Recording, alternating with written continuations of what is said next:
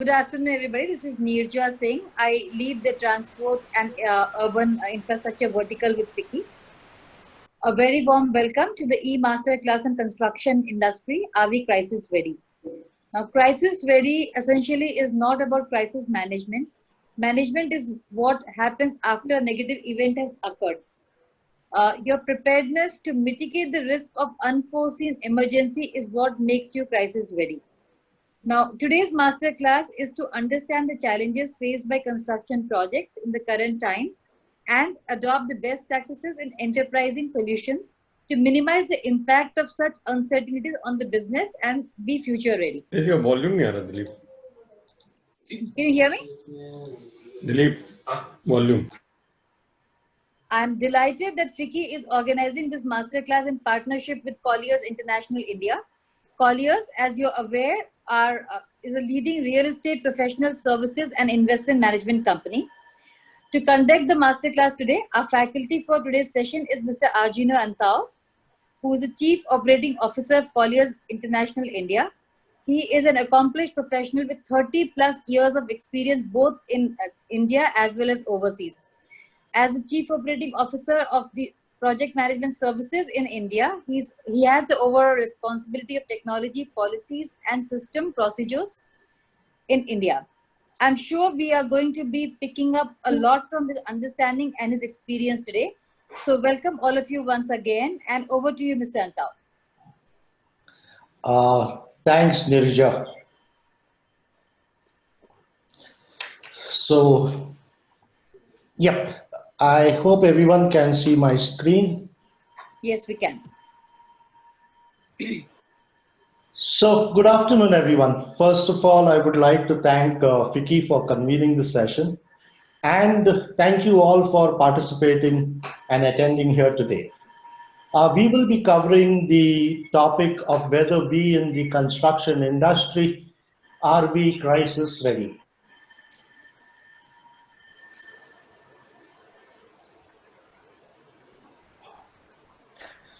So the world is dealing with an unprecedented situation, the outbreak of COVID-19, which has been declared a pandemic by the World Health Organization. This situation has exposed many businesses that were unprepared to deal with such black swan events for minimum impact. The construction and project management industry in India is one of such businesses that has a vast scope to adopt the best practices and be crisis ready. To set a background for this, I will first try to share insights into the evolution of construction to understand if there are any lessons for us from the past to immediately put into action. We will then dwell on topics related to the challenges that are faced by the construction projects, what resources are immediately available to us to address these challenges, and of course, what could be the way forward in the future to becoming more crisis ready. Before we start, let me introduce myself.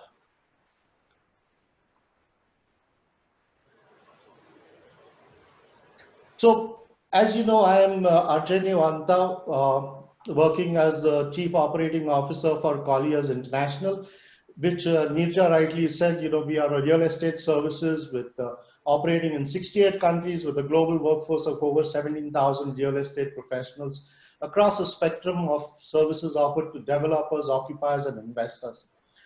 I am an engineer from REC, which is now NIT Durgapur, and bring on board close to 33 years of industry experience. I worked with contractors, EPCs, project management consultancies, and corporates during the span of my career, which allows me a broad perspective of looking at construction from varied perspectives. But without any further delay, let's get started.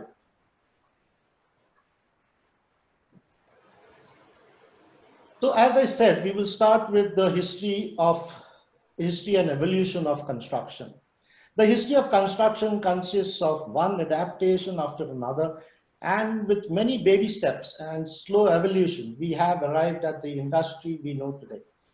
I did research the history of construction technology to check if there were any lessons to be learned from the past and which we could, take directly and implement them in the current crisis and scenario.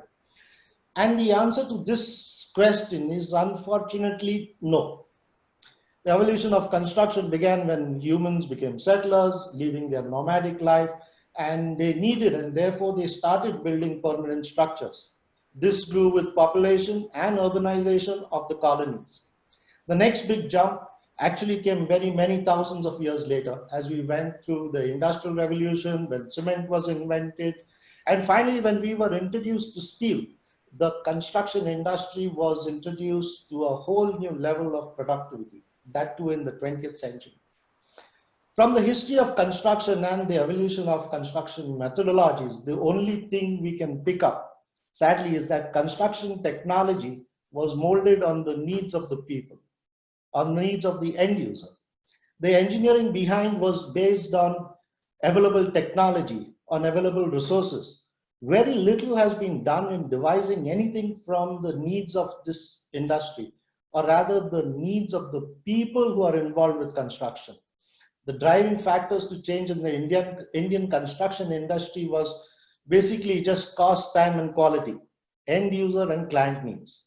And so we chugged along. Innovations that came in that were designed for other industries were tweaked for better construction practices.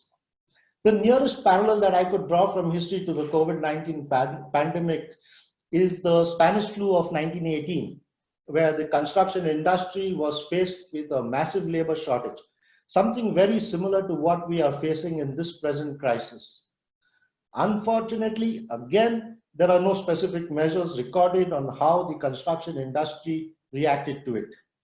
So in some manner, we are in uncharted territory when we try to formulate what the industry response should be to this pandemic.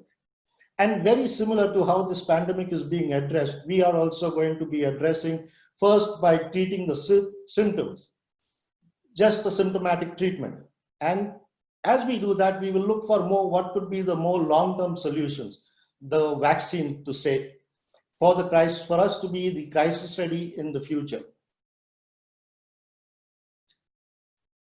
So our first symptom and the most visible that we have today is the labor shortage. The problem was existing even before the COVID-19 pandemic. And this is only getting worse. Developers may be feeling that they are a little shortchanged, as because after the relaxations to constructions, presently a labor force that was already available, even though it was reduced, is now also slowly disappearing from their sites. So with the options that are available for this labor at present, I do not see them returning to construction projects in the near future. In fact, this problem is going to persist for a more longer term. A more interesting aspect on this labor that is available is the non-productive ratios. We have more unskilled and there are very few skilled, which actually doesn't work for the industry. One good thing was that the industry was already experiencing the effects of the labor shortage before the pandemic. And the construction industry was already taking measures to overcome and reduce this dependability on labor. So we have construction technology in steel and precast buildings, which we were already exploring. Mechanizations for various activities was ongoing. Technology was taking baby steps as it forayed into construction in India. So we do have a start point, some foundation to address the labor issues. So for projects that are still on the drawing board, maybe there is still time to consider a shift to options that we have like modular formwork, prefabricated and precast structures, pre-engineered buildings. There are still options that you can consider for moving from conventional methods to more mechanization in construction. Why I've said this only for the projects that are on the drawing table, because it needs to be recognized that mechanization is not just a construction process. It is an integral part of the designing and planning of the project. Designing plays an important role for us to enable economical steel and precast construction by addressing the modularity needed, size optimization, etc. But I do not want to spend too much time discussing the pros and cons of steel and precast buildings, as all of us in this industry have already evaluated the same for their projects. And only considerations for persisting with conventional methods have been based on cost, as quality and time are definitely better served with the steel and precast options. Cost is not by means any factor that we can override, and the onus of making these options economically viable falls to the respective manufacturers. I will come and discuss this in detail on the manufacturing aspect. Let us just say at this point that these technologies that we already have reduce the dependency of on-site labor, and it is a very easy and adoptable option at this point. What happens to the projects that are in the construction phase? So for them, changing construction technology may not really be an alternative. However, building material change can be looked at. Some methodologies may be adopted which require less manpower. Materials and methodologies that reduce lead and lift required of unskilled labor. Again, there are many solutions. Again, these are also readily available in the market for this. The world has already started using robots in construction. Construction robots are handling manipulation of bricks, heavy blocks, etc. at site. Robotic systems can also be used today and are being used to dispense concrete on the job site. Instead of human labor laying concrete, robot can layer concrete even vertically to form a structure. However, the robots used on a construction job site is quite limited. But the majority of robots which are used basically in fabrication, in the construction industry, are basically used off-site in fabrication, building construction machinery, arc welding components, applying adhesives, assembling doors and windows, etc. So for these projects, what can really change as an immediate step at the project site is the management technology. Unfortunately, project managers in India have been the slowest to adopt to technology and have evolved very little in India.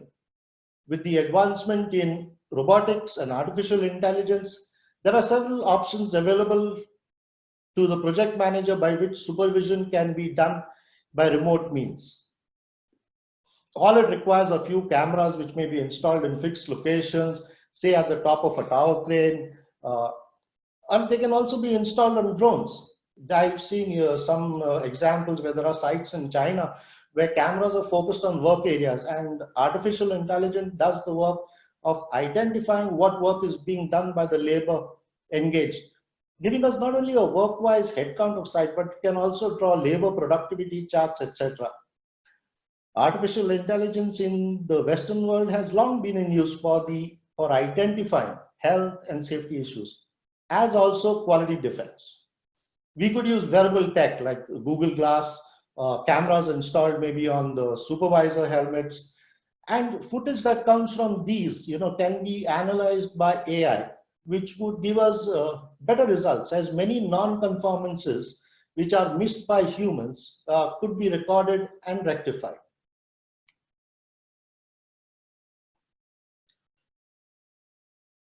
Social distancing now in this present situation, in this present scenario, has become a norm post-COVID, and it is here to stay.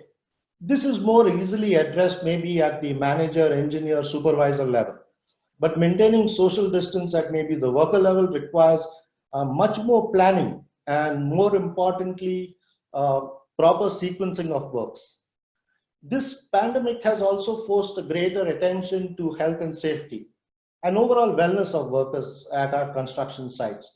The adoption of measures to meet these standards of hygiene and sanitation should also be backed and maybe pushed a little bit more by regulations, because India has predominantly been lagging behind international standards, especially in the enforcement of health and safety standards for its construction workforce.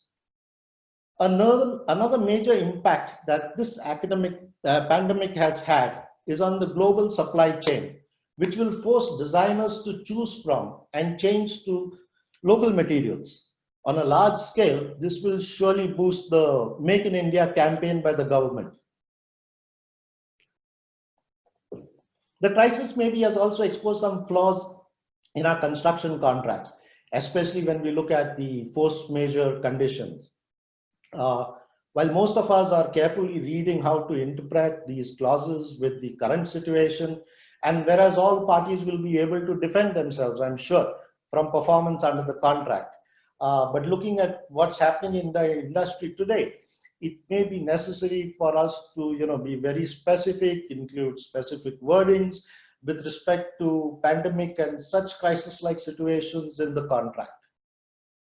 I have mentioned technology now, I've mentioned design, I've mentioned automation, but one critical challenge that is faced by the construction sector, especially during these times, and it's a global phenomenon, it's not only in India, but worldwide there has, and I've kept this out intentionally from the discussion, that the discourse that I'm doing today, which is the financial stress that is being faced by the industry. I have purposely kept it out because this is a topic of discussion, which I'm sure the experts will require much more time than what I have been allotted for this session. So does this mean that we are future ready? We have solutions and technology that is leading us to the future. We have various initiatives that are upskilling our labor force.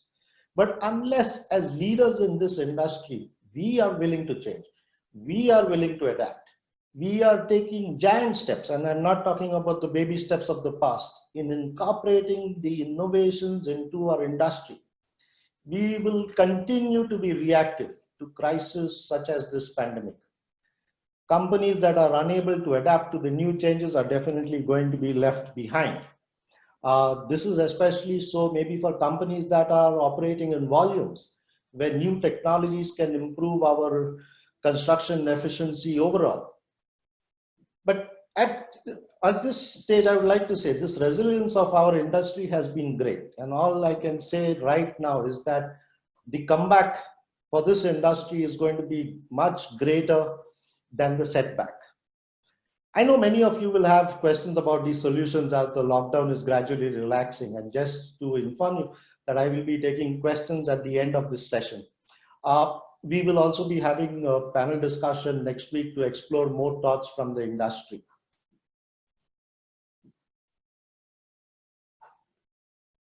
What I would like to go in is actually now what exactly can we look for the future? Like, there were some things that are going now and now what's going to happen in the future.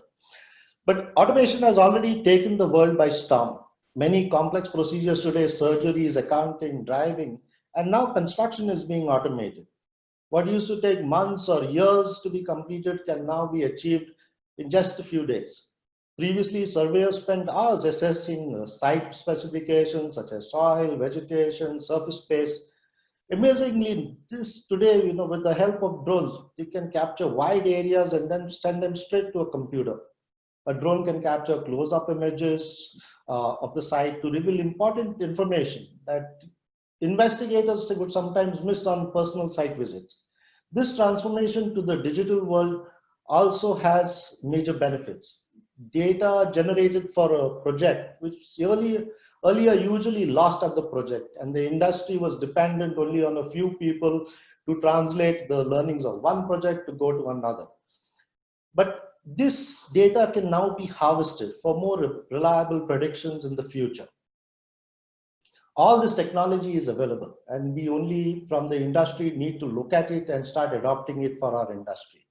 Today, there are software and mobile solutions to help manage every aspect of the construction project, from pre-construction to scheduling, from project management and field reporting, even to managing your back office. There's a software solution out there which can help to streamline every process and improve productivity.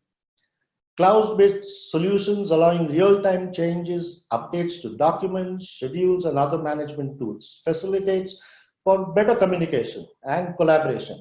And these can save maybe hundreds of hours per year in data entry. So project managers are better served to switching online and web collaborations. It reduces paper as well as physical touch points in these days, especially when we are talking about social distancing. There are several case studies that showcase cost savings by adoption of digital platforms in engineering and construction. These savings are achieved due to enhanced productivity in design, construction, operations. For example, using a pull planning and real-time on-site tracking can optimize resources, eliminates non-value adding activities. This also helps to reduce construction time by maybe around 30%. And it does save cost on building materials, which does account for a very high share. The statistics that are there on this slide are courtesy of the Boston Consulting Group. But let us examine now what we think can be a long-term solution, not so very far in the future. At the start, I was talking about the construction industry, how it was driven by the end user requirements. Because of the situation this pandemic has created, I think this is maybe one of the first times that we are looking at it from the perspective of the people who are involved in it. Where if we do not improve our care for their health and safety, where if we do not improve their working conditions, there could be more severe repercussions because we will not be able to attract the required workers that we want to a project site.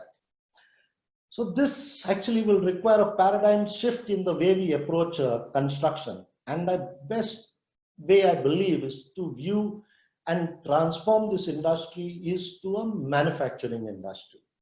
I did say earlier that manufacturers need to step up to create viable and economic alternatives to help the industry. But now maybe we need to take this a step further to a whole different level.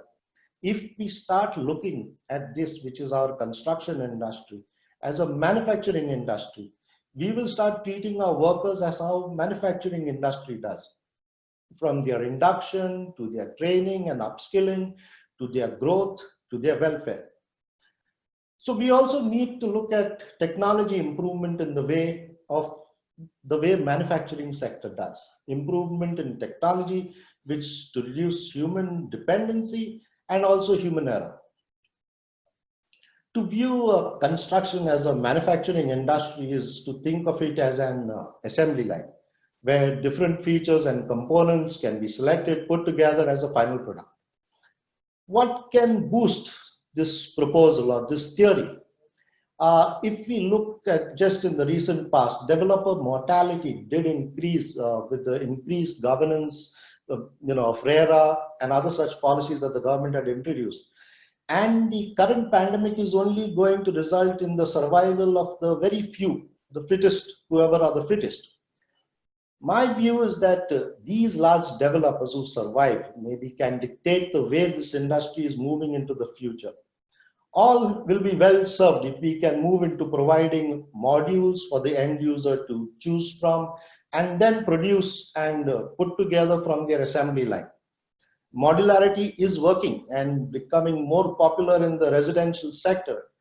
And I believe that maybe in a shorter time than we envisage, it will also be a feature in the other asset classes. We achieve up through this approach, So I want to draw parallels maybe from two different situations. The first, from how we have different cities built like the steel cities, etc.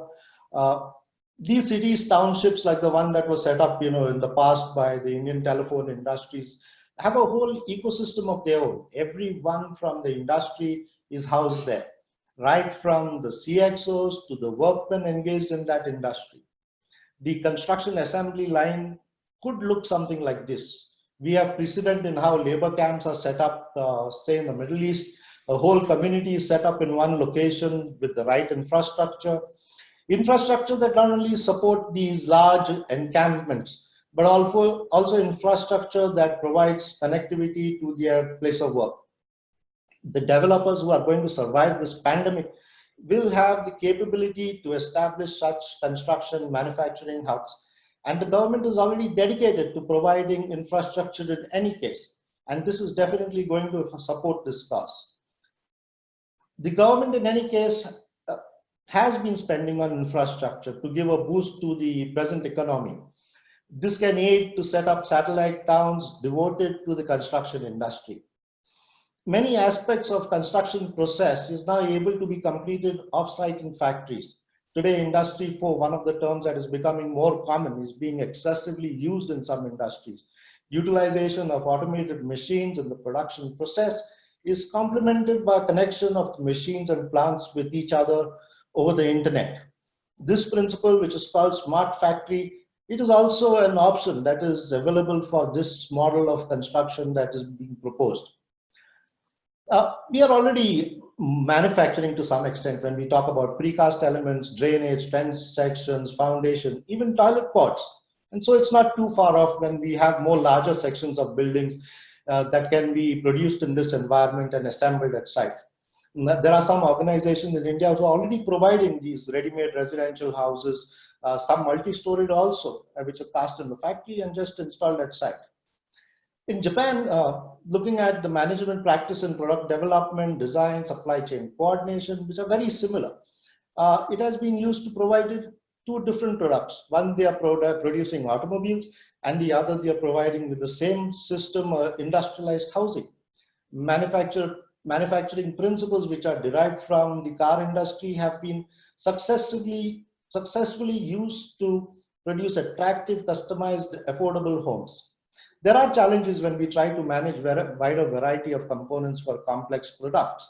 Economic viability can be achieved with standardization and scale. Both these industries can benefit from learnings from each other. Housing can benefit from advanced manufacturing techniques, and car manufacturing can learn from how construction is handling customization. Costs which were a hindrance going this route is going to become affordable due to the large size of these manufacturing construction hubs, as I would like to call it, and the focus of developing tech specific to this industry. Just like other manufacturing units which enable their suppliers to set up shop in the vicinity, neighborhood, these construction hubs can also be ably supported by their own enablers. I would like to borrow a term that was quoted recently by our Honorable Prime Minister, Atmanirbhar. I believe the construction industry can achieve this for itself if we think of going out of these construction hubs. Today is World Environment Day, and the pandemic has also generated a lot of concern and awareness of the environment. Localization of construction activities, as I've described, will help us to address the same in a more effective manner and become more sustainable. So what should I say as I close?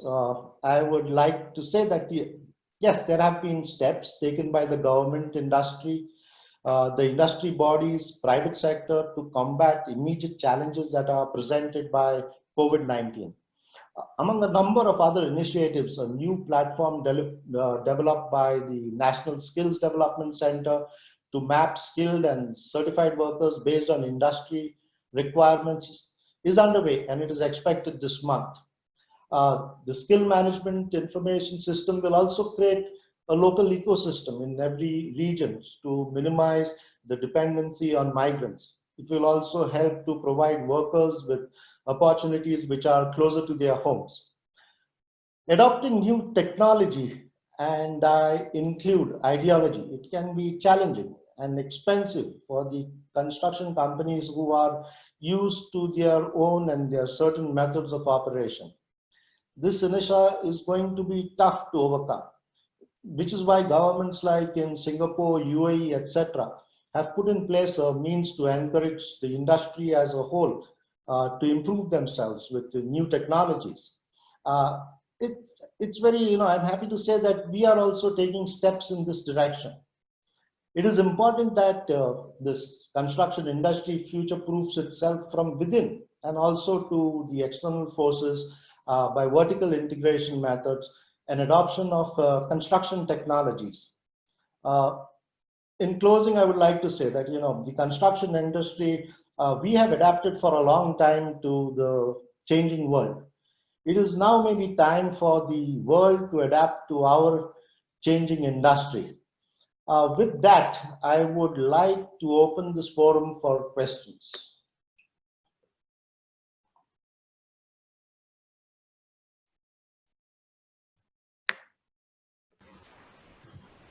If you can please stop sharing your screen. Sure, I will do that.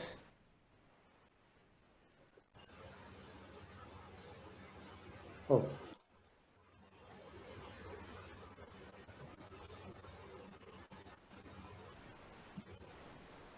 Yeah, one moment.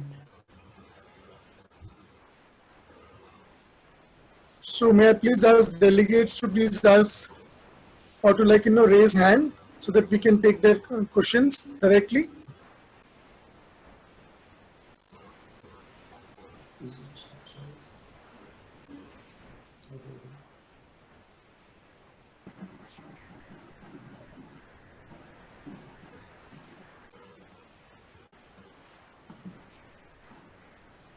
Mr. Antao, hi, this is Shatrughan Singh from Tata Realty. So I just wanted to, and thanks for a beautiful insight into what are the technology. I mean, what are the trends and technologies that can define our future and make us more agile and which can make us more crisis ready. One of the things I wanted, to hear more from you was, so there are two ways of looking at it. There are technologies that replace manpower. There are technologies that make manpower more productive. So which are the areas in which we can, so as to derive, more from few people. So which are the areas that you think that we can look at, and or probably in the areas in which some work is going on, which make manpower more productive, which increase their productivity by mechanize, a better mechanization or more mechanization or mechanization in case it's absent. That's a good question. So if you look today, right, and if you look at how all the various aspects of construction comes together, so we should not only look at construction like I'm saying that it is a site activity. So the first thing is what exactly improves our efficiency, say from the design perspective. So there are already solutions available like BIM, etc. What does enable us on the say on a planning perspective? So we've got too much caught up in going forward and actually have gone backwards. So if we go to simple methods like the push pull method that I was talking about for scheduling and such, they are more effective when we are going and doing planning. And of course, when we talk about efficiency of labors, I think basically all of us go to this basic question is in improve efficiency of the labor at site, right? But the thing is that the increase in efficiency of a labor at site is the product of the design process and the planning process. So we have to first design buildings that are going to be more easy to construct, and then we can look at a construction process that is more easy to put in. So we did in this discussion talk about robotics, right? And we talk about robots doing quite a bit of work, right? But it is quite sometimes sad for us that we are still using, say, manual methods for lead and lifts, which can very easily be automated and done mechanically. So, and but once as we are doing this, we also have to see that there is a particular labor force that is already dwindling, and whoever is existing in that is also slowly going to be extinct. But in India today, why are we not adopting, say, robots to install bricklaying, which is a tried and tested method and is being used very efficiently. We have got, say, so much when I look at from a civil engineering perspective, especially because that is the most labor driven. We have got so many methods of, using, say, for plaster methods. We can use machinery. We've got tools and equipment that can help us in plaster. But we're not doing it. We can use robotic measures in laying concrete. Yeah, it is being done, and we are very happy that yes, we have gone from say what do you call it, from some amount of mechanization that previously it was carried by labor, now I'm pumping concrete or something. But the world has advanced much beyond this, and there is a lot of opportunity. Let us at this point in time, I think the best way to start is to actually just start with things that are already there and available in the Western world. You can, and I'm sure, if you do a Google search, all the technology that is available, and it's just a question of us changing our mindset for us to what do you call it, to start implementing this. But there is a lot of robotics, whether we are using it for designing or whether we are using it for what is that called, for construction.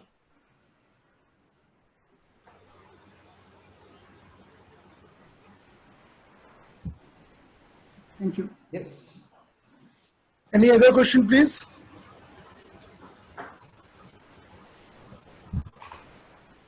So as everyone's thinking about their questions, we did receive a question from Mayur Bhagat from Afcon's infrastructure, and his questions was that many times excellent work is done by contractors, it goes unnoticed and not rewarded. Considering the current crisis, what newer and innovative measures can clients incorporate, especially in EPC contracts, towards contractors that still instill confidence in the construction industry? Uh, so I just wanted to take this question that had come prior to the session today. But I just wanted to inform, there are multiple ways that we can look at how good work is done in a project. And I firmly believe that good work is always rewarded. It may seem sometimes, that contractors, EPC companies have been ignored and not recognized for their good works. But on the other hand, I have come across scenarios where the client has rewarded. They have incentivized contractors based on performance, both contractually, if it is there in the contract, or also voluntarily. But this can be in the form of recognition, or it can be in the form of monetary incentives. If it is supposed to go into monetary incentives, then definitely the project manager is a critical link between the client and the contractors. And the PMC does play an important role in preparing this evaluation metrics and recommending such achievements. But let me put a little disclaimer to this. This is again based on how what is the outlook of the clients, and this cannot really be enforced. But this is only in the case when I'm looking at monetary rewards. So, but good work will never go unrewarded. There are popular forums today which will provide an opportunity for contractors to showcase their quality work or the work done on health and safety, and they can receive accolades for them, which can help them to build their brand and reputation. Good work can also be showcased for securing new contracts. Rewards need not always be monetary. Having said this, the contractors should always pursue a continuous improvement process on quality certifications, process implementations, regular technology upgradation to stay competitive and to remain at least in par with the global standards. So in my opinion, to answer this question, this really has to be a team effort with equal participation from industry, from the clients, as well as from the contractors. Yeah, hi, Bayo this side. Thank you for your answer. And on the specific to the incentivizing the contractor aspect, my question was more on a non-monetary aspect, because many of the contractors do have an inbuilt bonus component into part of it, which is rewarded based on the before time the completion. But if you want to build in the confidence in the construction industry sector as of now, any measures that clients can take on a non-monetary aspect that you can suggest? See, instead of going out from the client aspect, you have bodies that are now giving you certificates of your quality achievements or your safety achievement, which are more recognized in the industry. I do believe that that this becomes a more formal sort of recognition, because it's not the what you call one single project that is being analyzed. These type of certifications compare you with a spectrum of projects across the nation, and I think those type of recognitions are always going to be more better to get than rather to get a single appreciation letter from a client. So I think those type of things is what we should be striving for, going for those sort of things. The value of those recognitions will also help to build your brand, where if you're going to quote for another project, you can use those much better today. All of us in this industry, we have relationships that are developed one-on-one during the course of a project with a particular client. So if you go to a client and say, I need a certificate for doing this, I've done such a good job, I'm sure that maybe 95% of the time you'll get that. But does that put you on a higher level as compared to everyone else? And I think there the question lies is that if you go for a certification that is from a more broader industry, you will get a better recognition when you are doing that, as long as we're not talking monetary incentive.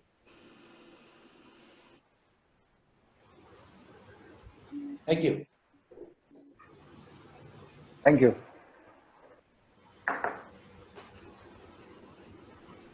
Any other questions, Sachin? Yeah, Mr. Nain was, I don't know, he logged out or probably. I am here. I am here. Please Yeah, come. yeah, yeah. Yeah, Mr. Nain, yeah. I wanted to ask in labor crisis and हम लोग कैसे manage करेंगे as a contractor side अगर देखें तो how would we manage without labour this is very difficult time for us के labour है नहीं और कितने टाइम तक ये चीजें क्राइसिस रहेगा तो ये कुछ अंदाजा हो सकता है आइडिया हो सकता है ये अंदाजा तो किसी के पास नहीं है अभी किसी के पास भी नहीं है गवर्नमेंट को पता नहीं है ये तो लेबर आने का संभावना बहुत कम है The industry is a little skeptical at the present point in time. If you ask me for a thumb rule, I think that labor issues are not going to improve at least till around 2 or 3 months down the line. And absolutely. That also depends on how this next phase of the crisis is actually developing. So we are very hopeful. But do you want to wait 3 months and then devise a plan? That is the whole question. And I don't think, projects are generally on a deadline where you have to start planning for it today. So like I was saying, there are various options. First, at least, let's improve our management techniques. Let's use what we can get. There are simple things that we can go into the market and say, do I really require these type of blocks? There are so many things that are available like drywall or something where I can start doing, and it gives us the same fire ratings, this thing. So why do we have to go concrete blocks? I think if every project manager starts asking him these questions, he will find that there are at least 5 or at least 3 possible solutions for coming across and making it more industry oriented. I cannot go through all the single points that is, but you just ask a question, what is an alternative method of doing this? And that you will definitely have an answer that will reduce your labor dependency. Okay, thank you. Thank you. Mr. Verma? Hello, Mr. Verma, would you like to ask any question? Surendra Verma from Godrej.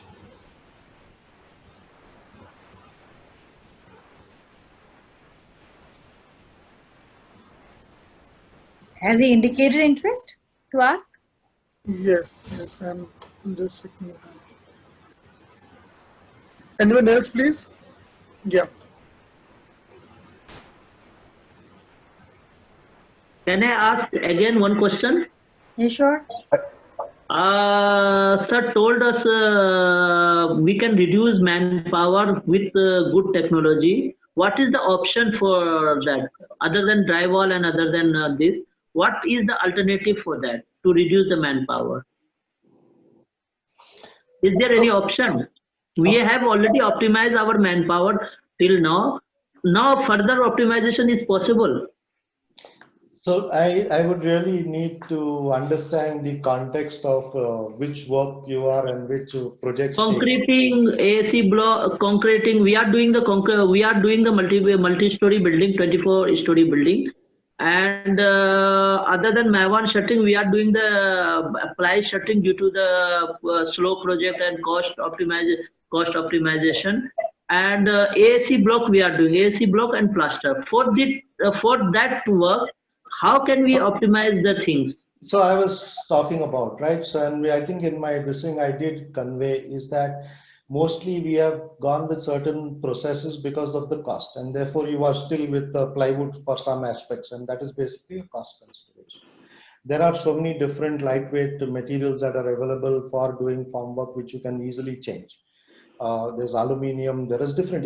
There are suppliers who have some PVC sort of a thing that So instead of requiring 10 people, you can actually do the same amount of work with 2 people. When you're talking about plaster and such, I said there are mechanical means in which to apply plaster today, and we don't use it because you have to use a certain amount of material. Now we have to weigh this, and unless we start using this, these costs are never going to come down. I'm sure that when we start using this, throughout and all projects, then definitely the manufacturer also gets viability. Right now, we are the people who are increasing the cost and then saying it's expensive. So if a lot of us go and start using these solutions, like I explained to you, for the plaster, for the formwork, these solutions are there. It's just a question that we start implementing. Okay, thank you.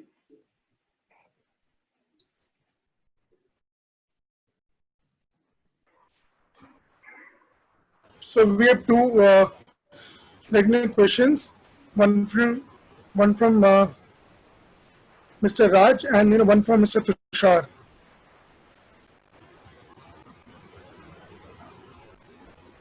Hi, shall I ask my question? Yeah. Yes. Yes, please. Hi. So I was just wondering, how are we compared to other countries in East Asia and Latin America when it comes to adoption of these technologies that you have described? Not comparing ourselves to the Western world or say Middle East, but like in other comparable economies, the technology they use vis-a-vis what we commonly use. Okay. I I would have to do a little more research to find out what exactly what's happening in the Latin American country. But just can I answer the question with another question, just to get myself clear? Why do we want to compare ourselves lower down the line and not above us, right? So why do we want to compare that?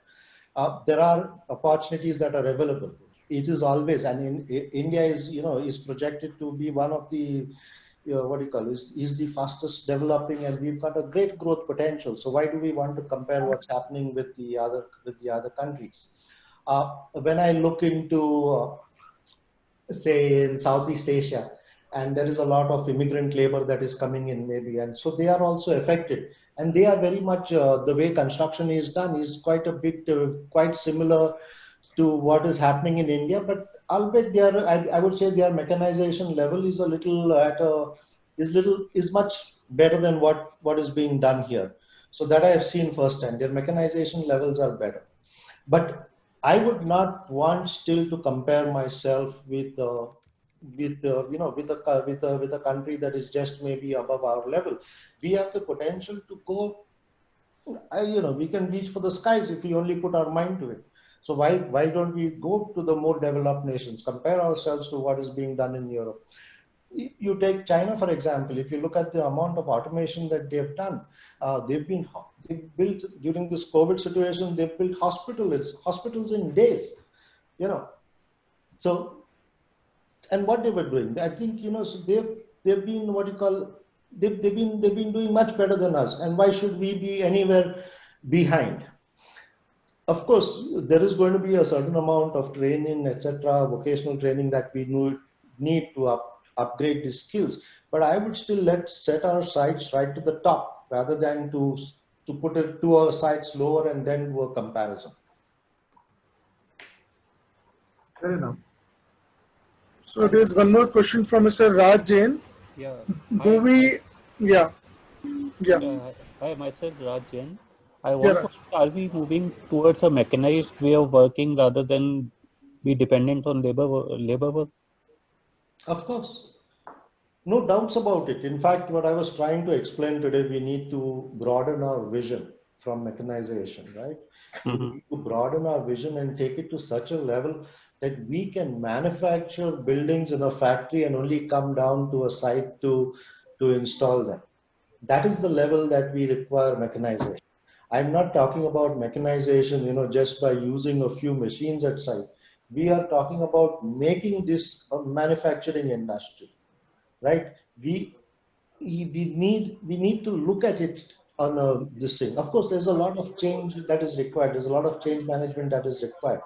But why are we not treating ourselves like a manufacturing? We are a manufacturing industry. We are putting together certain things. We are assembling things. If we are doing it in site, why not do it in a factory? And that is the level of mechanization that I think should be achieving. Thank you. Hello, hi, Mayu this side. I had one more question if time permits. Yeah. Yeah. Yes, Yeah. ma'am.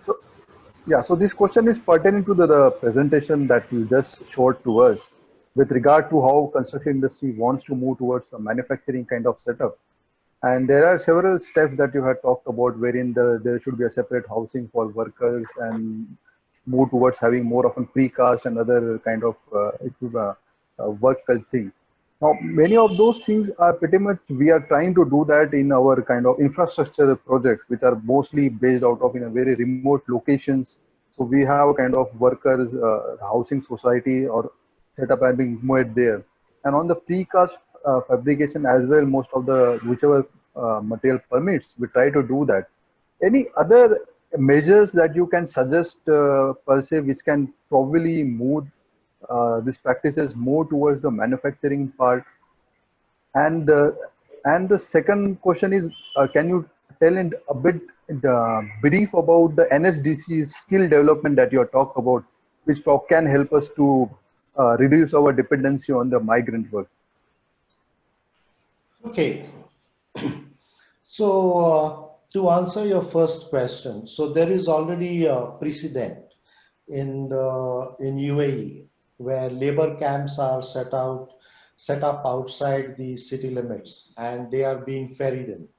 What happens in such scenarios is that you've got all your labor pool in one place. The only thing you require is infrastructure or proper setup to get the people in. If you have people like this, it's more easy to access the talent that you require from these labor this thing, and it's more easier to provide them the amenities that they require, so that that they are used to within that set location. And that's why we are talking about having labor camps. And I've taken it a step further. Anyway, why don't we set up a whole city up there? I remember when as I was explaining before, I am a student of REC Durgapur, and Durgapur was a steel city. There's a steel plant. There's a whole ecosystem set up there. It has a cement plant. There's a whole ecosystem set up there, right? So definitely it is going to be it has great advantages when we talk about how we are moving to the manufacturing sector. We are looking at it as like a manufacturing industry. When you talk about the NSDC and what they are doing, they are basically helping this industry because they are conducting a mapping of what is the skills available in every area, and they are mapping these skill sets. So we will have information more easily available to us that what is the skill sets that we have. They are not only mapping it, they are also training the skills of the people that are going to that they are identifying. At the training, when I say training, then they are upgrading the skill sets of the people. So you are going to have a talent pool that is easily identified, and you will be able to tap into that talent pool much more easily than what you can do today. This masterclass today. Thank you very much, Argenio Antao, for conducting it beautifully and for having the patience to answer everybody's question, even if it was second round or third round. We much appreciate that. For delegates, this is not going to be the end of it. This is only series 1. Very soon we'll be announcing the next series, which is on 12th, if I'm not mistaken, 12th of June. Where we will have more like a panel discussion. Whatever you have understood today, the next session will have the industry talk about it from their on-ground experience. So we're putting together a panelist, eminent industrialists to come and talk about it. So please block your diary. Sachin will be in touch with you. Sachin and Shaili both will be in touch with you, and we will meet you again next Friday. Thank you very much. Thank you very much. Thank you very much. Thank you for taking your time. Yes, thank you everyone. Thank you for your patience. Thank you very much.